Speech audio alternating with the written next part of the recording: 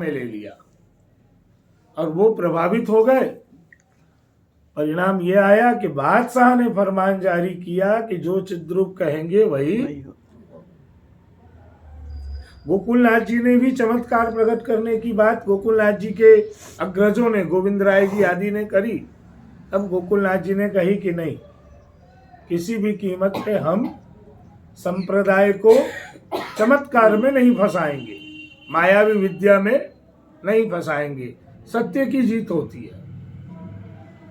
और उसके बाद श्री गोकुलनाथ जी गोकुल छोड़ करके समस्त परिकरों के साथ, समस्त वैष्णव समाज के साथ ठाकुर जी ले करके सौरम जी में आकर 6 महीने तक रहे और पूरे सौरम जी को गोकुल बना दिया।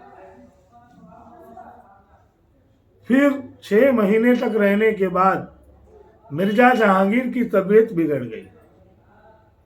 डोल के दिनों में मिर्जा जहांगीर को मिलने गोकुलनाथ जी कश्मीर पधारे। इसलिए गोकुलनाथ जी की एक बैठक कश्मीर में भी कहीं ना कहीं गुप्त रूप से है। अब कोई वहां ढूंढे, पता करे, तब सही जानकारी हो। तब श्री गोकुलनाथ जी जहांगीर के पास पधारे। तब जहांगीर ने कहा कि बादशाह के फरमान की कुछ इज्जत आप रख लो। तब ये जो गोल तिलक है, इसको नीचे से गोकुलनाथ जी ने मिटा लिया, है ना। इसलिए वो लोग डडला तिलक करते हैं। उनके तिलक में नीचे वो गोल नहीं है। आपने मिटाए शब्द नहीं बोलना चाहिए, बड़ी करा ली, है ना, क्योंकि तिलक भी अपने यहाँ स्वरूपात्मक है। और श्री गोकुलनाथ जी वहां पधारे। मिर्जा जहांगीर की टेक के रूप में आपने नीचे से तिलक का परित्याग किया और आप आए। फिर चिद्रूप की बातों को समाप्त करके सारे श्री गोकुलनाथ जी अपने परिकर के साथ श्रीमद् गोकुल में आकर के विराजमान हुए। बोलो गोकुलनाथ की जय। दर्शन तो हम लोग करा, लेकिन हम लोगों को ये सब एक तो ये चरित्र है, एक और चरित्र है कि श्री कृष्णदास जी मेघन के गुरु, वो भी सौरभ जी में, वार्ता जी में, वार्ता जी में है। कृष्णदास जी मेघन के गुरु कहाँ हुए? सौरम जी में हुए।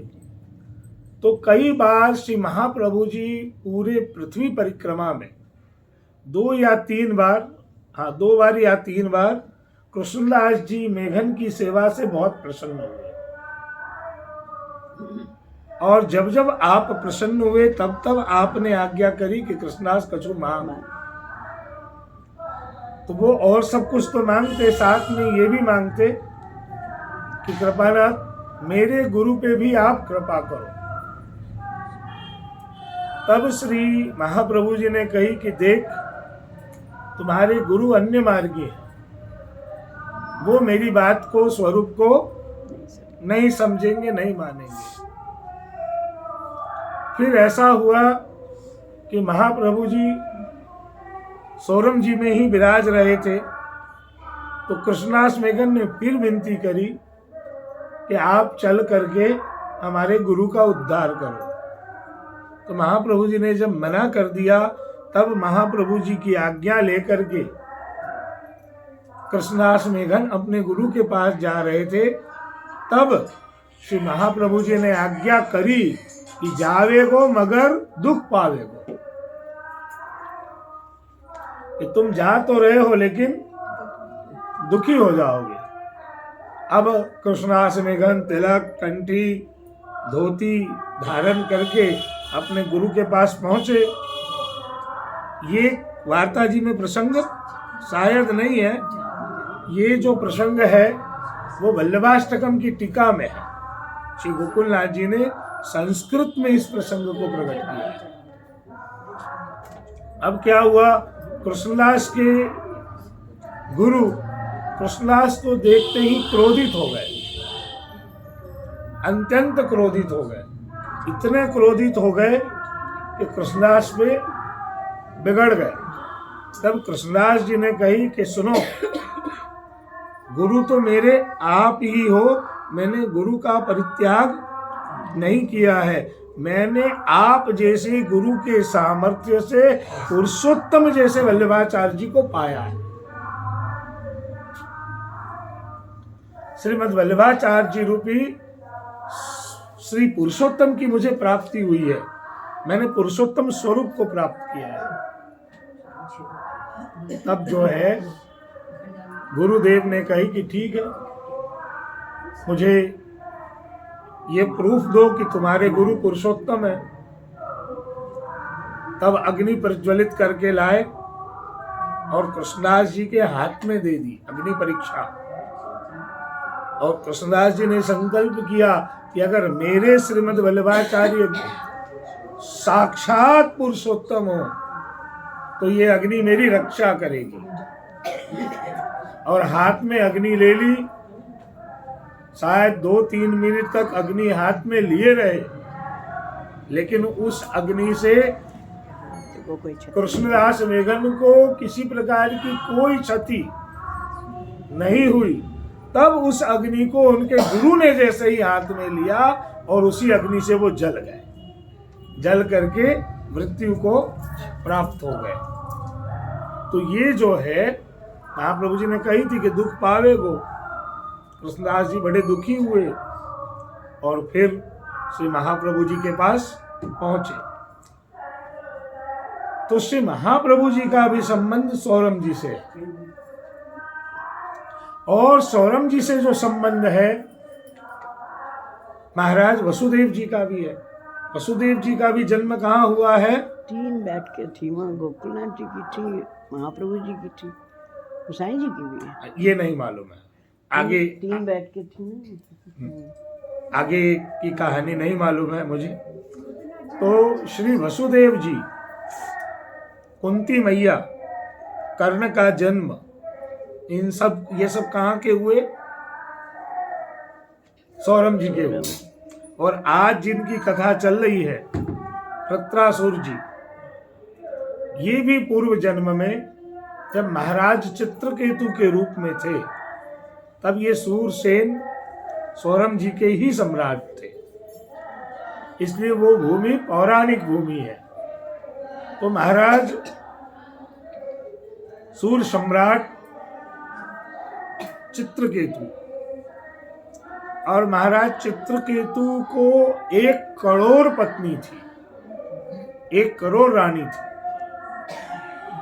जैसे श्री दशरथ जी चक्रवर्ती सम्राट हैं अयोध्या के, रावण से भी अत्यंत बलवान, वैसे ही चक्रवर्ती सम्राट महाराज चित्रकेतु हुए। अब महाराज चित्रकेतु को 1 करोड़ पत्नी थी, 1 करोड़ रानी थी। कुछ मत ऐसे भी हैं कि महाराज चित्रकेतु ने 1 करोड़ महल बनवाए, और महाराज चित्रकेतु चित्रकला में बड़े निपुण थे और संजीवनी विद्या के भी जानकार थे। तो वो प्रत्येक महल में एक स्त्री का चित्र बनाते और फिर संजीवनी विद्या से उस चित्र को जीवंत कर देते। तो इस तरह से 1 करोड़ पत्नी हो गई, है ना। तो एक मत ये भी है, लेकिन महाराज चित्रकेतु को कोई संतान की प्राप्ति नहीं हुई। बड़े धार्मिक, बड़े आध्यात्मिक, योग धर्म में निष्ठावान, हरि गुरु वैष्णवों की सेवा में तत्पर महाराज चित्रकेतु जब बहुत समय प्रसार कर चुके, तब एक दिन अचानक महाराज चित्रकेतु के यहाँ अंगिरा ऋषि का आगमन हुआ। अंगिरा ऋषि पधारे। अंगिरा ऋषि सिंहासन पे विराजमान हुए और महाराज चित्रकेतु पृथ्वी पे बैठ गए। और पृथ्वी पे बैठने के बाद बड़े ही विनम्र भाव से, दैन्य भाव से, दीनता पूर्वक महाराज चित्रकेतु ने अंगिरा ऋषि की सेवा शुश्रूषा करी। अंगिरा ऋषि ने देखा कि राजा तो बड़ा विनयशील है और बहुत विवेकी भी है, राजा के लक्षण गुण भी बड़े अच्छे हैं। तब जाके अंगिरा ऋषि ने राजा चित्रकेतु को पूछा कि महाराज तुम्हारी कोई इच्छा, ये सब राजा और सैनिक ये सब तुम्हारे बस में है कि नहीं है? ये सब तुम्हारे बस में है कि नहीं है? फिर अंगिरा ऋषि ने निवेदन किया कि राजन, ये सब उसी के बस में होते हैं जिनका मन अपने बस में होता है। बात समझना बहुत ध्यान से। परिवार, घर, समाज उसी के बस में होता है जिसका मन अपने बस में हो। और ये बहुत समझने वाली बात है, बहुत समझने वाली बात है। अर्थात जो संयमी भी हो, जो तपस्वी भी हो, जो योगी भी हो। बोले महाराज इसकी तो कोई कमी है नहीं। अंगिरा ने कहा कि राजन वो मैं देख रहा हूं, लेकिन मुझे ऐसा लग रहा है कि तुम्हारे जो मन है वो पूर्ण रूप से तुम्हारे बस में, तुम्हारी कोई इच्छा अभी अधूरी है। बोले हाँ महाराज, मुझे कोई संतान नहीं। 1 करोड़ रानी होने के बाद भी संतान की बड़ी कमी है, संतान नहीं।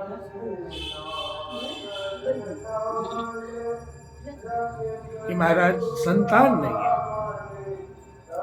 बोले कि संतान अगर तुम्हारी इच्छा हो तो मैं तुम्हें संतान प्रदान कर दूंगा, लेकिन ध्यान रखना ये संतान जो है हर्ष और शोक दोनों देने वाला होगा। हर्ष की भी प्राप्ति होगी और शोक की भी प्राप्ति होगी। बोले ठीक है महाराज, दे दिया। यज्ञ करवाया। यज्ञ के बाद जो भी साधना, उपासना, तप तपस्या अंगिरा ऋषि ने करी, और कृतद्युम्ना नाम की सबसे बड़ी पत्नी थी इनकी, कृतद्युम्ना के गर्भ से बालक का जन्म हुआ। अब 1 करोड़ रानियों में से एक ही स्त्री को पुत्र का जन्म हुआ, तो बाकी की जो रानियां थी वे सारी ईर्ष्या करने लग गई, और महाराज ने भी सबका परित्याग किया। महाराज की भी आसक्ति एक ही पत्नी में हो गई, एक ही पत्नी में आसक्ति हो गई। एक ही पत्नी को प्रेम भी ज्यादा मिलना शुरू हुआ और बाकी सब तिरस्कृत होने लग गए। अब घर में ईर्ष्या द्वेष का वातावरण फैलना शुरू हुआ।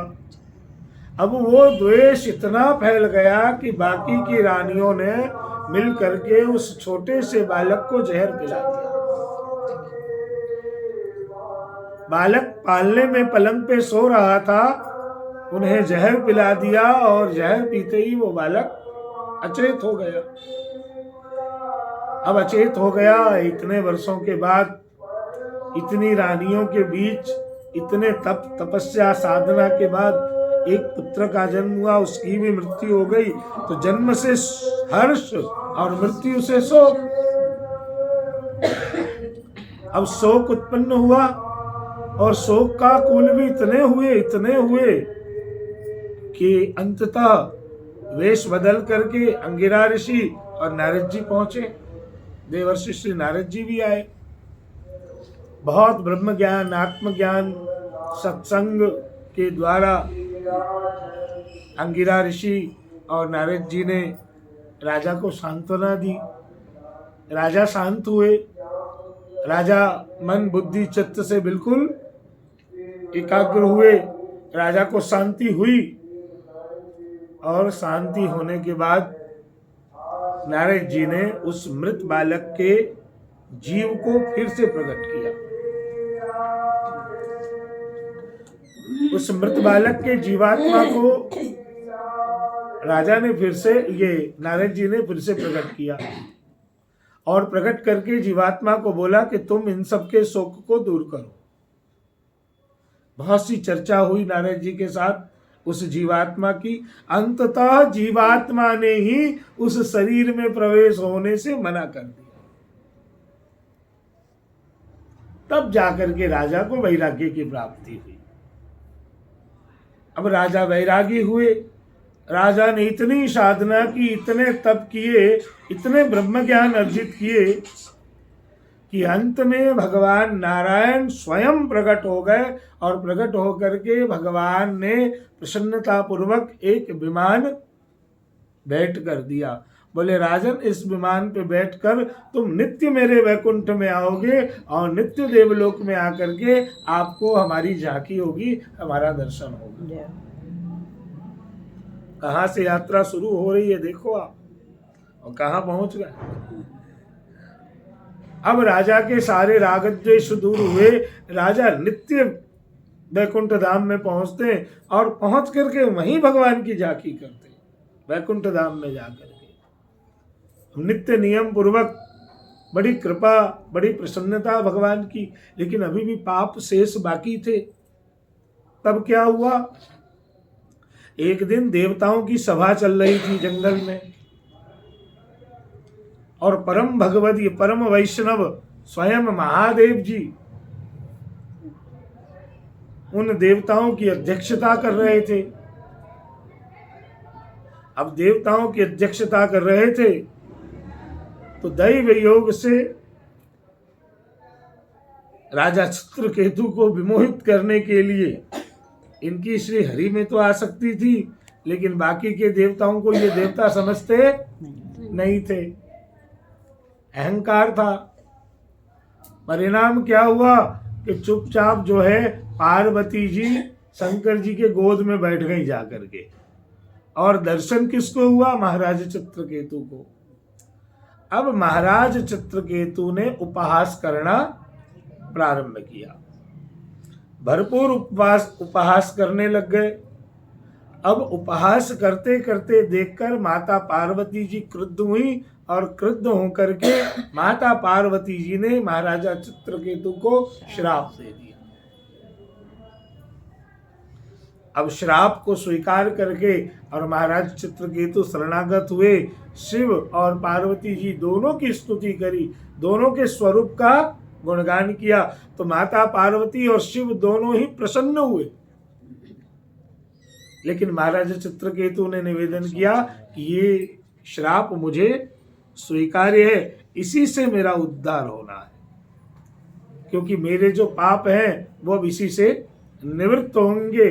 तब मैं परम पद, परम मोक्ष को प्राप्त करूंगा, परम भगवदीयत्व को प्राप्त करूंगा। यहाँ वृत्रासुर पुष्टि भक्त है। वृत्रासुर जो है यहाँ पुष्टि भक्त है। वृत्रासुर को पुष्टि भक्ति की प्राप्ति हुई है। अब क्या हुआ, आगे बहुत ध्यान से सुनिए। आगे की कथा आती है जो पहले दिन मैं आप सबको श्रवण करा चुका हूं। आप सभी श्रवण कर चुके हैं पहले दिन कि उसके बाद बहुत काल के बाद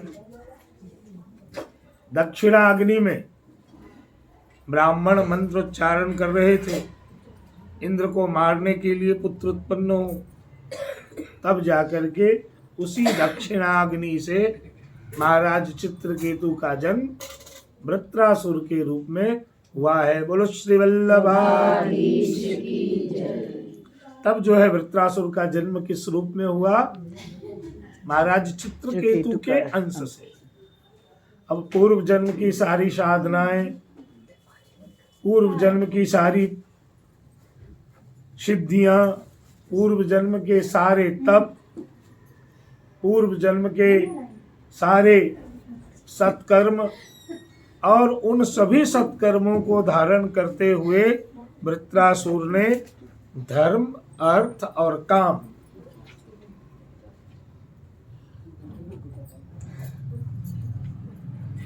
धर्म, अर्थ और काम, काम के रूप में क्या कहा, प्रियम प्रियेव विषितम विषन्ना। कि हे प्रभु, सदैव जैसे एक प्रेमिका अपने प्रिय का प्रतीक्षा करती हैं, उस तरह से मैं आपकी प्रतीक्षा करती हाँ चुपचाप बैठ। हूँ। और प्रतीक्षा करने के बाद अब चौथे श्लोक में मोक्ष का निरूपण है। आइए सभी उच्चारण करें।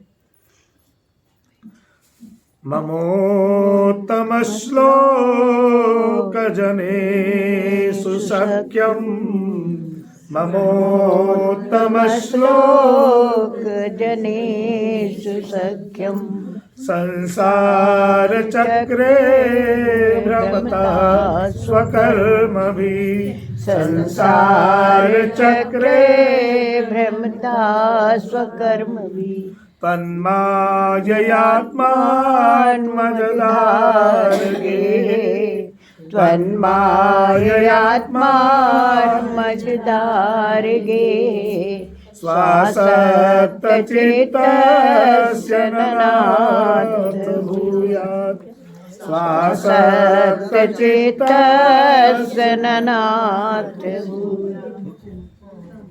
बहुत सुंदर मोक्ष का निरूपण है। ना बोल रही है भाई बच्चों की तरह। इस श्लोक में अब जो है मोक्ष धर्म